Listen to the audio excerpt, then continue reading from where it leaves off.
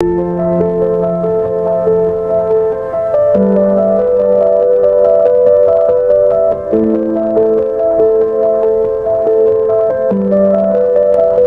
se tudo que te torna humano fosse arrancado de você, mas ainda assim você encontrasse um motivo para continuar vivendo? Essa é a história de Viktor Frankl, psiquiatra, prisioneiro e sobrevivente de Auschwitz e de outros campos de concentração nazistas, e autor de uma das obras mais lidas e transformadoras da história, Em Busca de Sentido, que é o nosso livro da vez.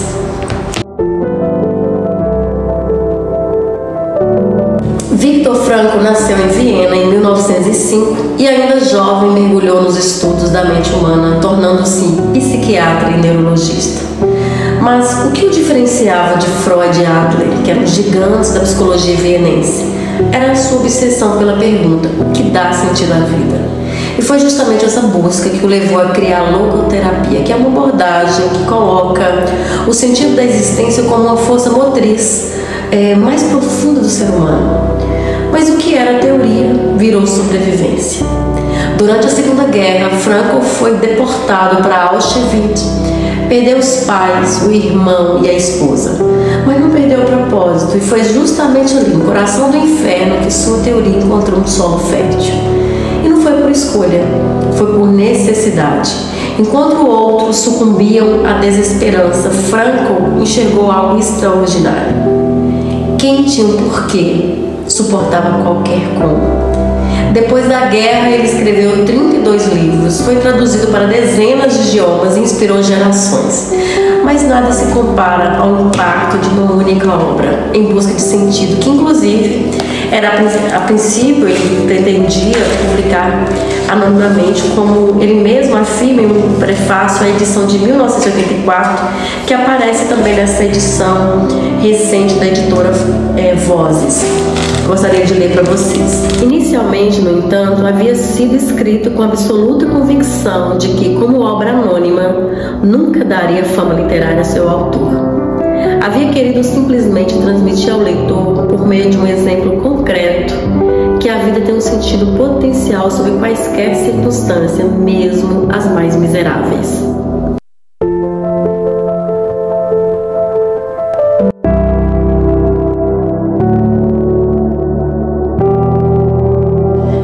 Em Busca de Sentido é, antes de tudo, uma autobiografia, marcada pelo olhar clínico de um psiquiatra mergulhado na maior tragédia do século XX, que foi o Holocausto. É um livro relativamente curto, dividido em duas partes. Na primeira, nós temos ali um relato autobiográfico mesmo do Frankl, em que ele narra a sua experiência nesses campos de concentração, e essa narração se dá em primeira pessoa, com um tom sóbrio, eu diria até contido, sem recorrer a dramatizações exageradas.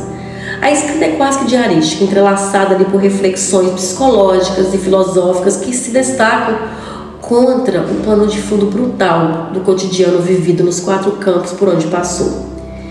Ele descreve com precisão o contraste entre emoção e apatia. No início, uma estranha curiosidade tomava conta dos prisioneiros, como se observasse a própria vida de fora, apenas esperando para descobrir seu destino. Em seguida surgiu uma luta silenciosa pela preservação do que ainda restava de vida, mesmo quando as chances de sobrevivência pareciam mínimas. Os instintos, talvez a esperança, não se apagavam. A fome que passava, a humilhação, o medo e talvez a profunda revolta diante das injustiças eram enfrentados por meio de recursos internos muito surpreendentes, como, por exemplo, as lembranças vividas de pessoas amadas, o amparo da espiritualidade, um senso de humor que servia como defesa psíquica e até mesmo um consolo inesperado de pequenas belezas, como a silhueta de uma árvore ou o brilho de um pôr do sol entre os arames farpados. Inclusive tem uma frase que, a meu ver, revela bem essa perspectiva, esse olhar do Frankl sobre as condições que ele passava. Tudo pode ser tirado de um homem, exceto uma coisa: a liberdade de escolher sua atitude diante das circunstâncias. Então ele presenciou 2 tipos de reações ali diante daquele horror: aqueles que desistiam e aqueles que, mesmo enfraquecidos, resistiam com dignidade. Então, o que fazia a diferença? Um sentido. O sentido que cada pessoa era capaz de atribuir à própria existência. Então, o propósito, mesmo nas condições mais desumanas possível, era o que sustentava a alma.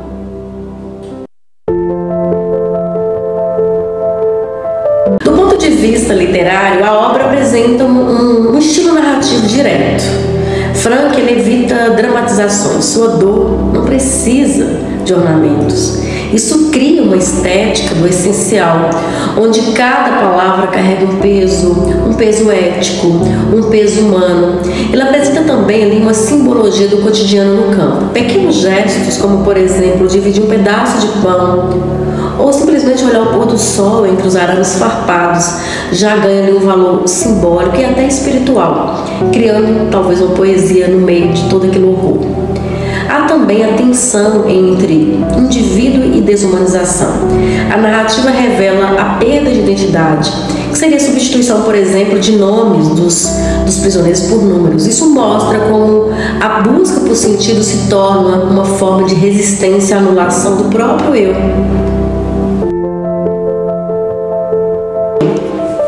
Na segunda parte do livro, Franco adota um tom mais teórico para apresentar, na verdade, a logoterapia, que é a sua abordagem psicoterapêutica, que ele chama de a terceira escola vienense de psicoterapia, depois de Freud e Adler.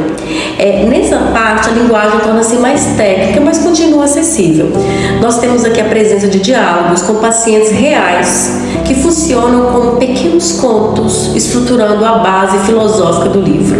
Frank mostra, com exemplo de sessões clínicas, como uma simples mudança de perspectiva pode devolver à pessoa o desejo de viver. Eu poderia listar muitos momentos marcantes nessa obra, mas 3 deles em especial me atravessaram de uma maneira muito profunda, que eu simplesmente, durante a leitura, eu fechava o livro, ficava ali em silêncio, tentando digerir o que eu acabara de ler. A primeira passagem que me tocou bastante é quando ele diz alguma coisa como: tudo pode ser tirado de um homem, menos uma coisa: a liberdade de escolher sua atitude em qualquer circunstância da vida. Essa frase, ela de fato, ela me paralisou mesmo, porque ali, perceba que mesmo no meio daquele horror absoluto, Frank mostra que ainda resta uma escolha. É como reagir, e isso muda tudo. Em outro momento, inspirado em Nietzsche, ele escreve: quem tem um porquê suporta qualquer como. Frank mostra que o que sustenta o ser humano não é a ausência de dor, mas é a presença de um sentido para suportar essa dor. Ele próprio sobreviveu, alimentado ali muito claramente por 2 grandes propósitos. O primeiro, a esperança de reencontrar sua esposa, e o desejo de publicar o trabalho que havia desenvolvido antes da guerra. Aliás, ele chegou a esconder parte do seu manuscrito original, costurado no forro do seu casaco, quando ele foi levado para os campos de concentração. Mas em algum momento aquele manuscrito se perdeu por ali. Tem um outro trecho também que me marcou bastante, quando ele diz mais ou menos assim: o sentido não é dado, ele é encontrado. O sentido da vida não é fixo, nem vem pronto. Ele muda com o tempo, de acordo com as circunstâncias, e é diferente para cada pessoa.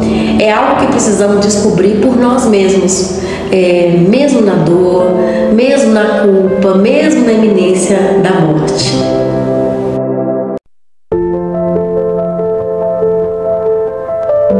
Gente, então, Em Busca de Sentido é um daqueles livros que pedem uma leitura com calma, porque não é apenas uma história, é uma obra-prima da narrativa existencial centrada nos dilemas mais profundos da condição humana. Em tempos de ansiedade, que é o mal do século, da pressa, tão comuns hoje, ele nos faz parar. Nos faz refletir, nos faz perguntar o que a vida espera de nós. Se você ainda não leu, eu recomendo fortemente que o faça. Se você gostou do vídeo, curta, compartilhe com alguém que precisa ouvir isso. E é claro, se inscreva no nosso canal para continuar refletindo com a gente sobre histórias como essa e grandes outros clássicos e livros contemporâneos.